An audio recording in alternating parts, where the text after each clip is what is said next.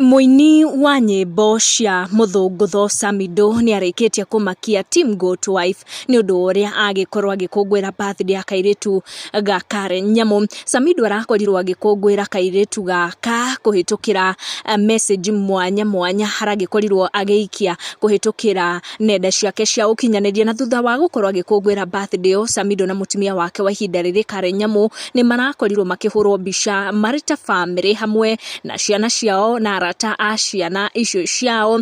Ndita na koroge kuonia ndumiriri iria Samidoh arandikire kairitu kau ga Karen Nyamu, ndumiriri iria arandikire kuhitukira nenda ciake cia ukinyaniria. Karen ni arakorirwo akiuga ati maratwarite kairitu kao na Samidoh Mambatha kuhitukira mugithi wa SGR, kuona ucio niguo urari wendi wako, na marathi nginyagia Mambatha just to celebrate her birthday. Na oroho Karen arakorwo akiuga kairitu gake niko karatumire akorwo akiboard mugithi wa SGR for the first time, akiuga we ndari akuo ni mugithi ucio. Ici nicio ndumiriri iria Samidoh haragikorwo akirekereria ni undu wa birthday ya kairitu gaka kao na Karen Nyamu, birthday iria aragikorwo agikungwira in a special way kuhitukira nenda ciake cia ukinyaniria, akiuga my wish for you is that this life becomes all that you want it to. Ni arathire na mbere kuongerera ciugo ciake akiuga na mbere na go shine and your year be filled with exciting adventures and endless smiles. Happy birthday.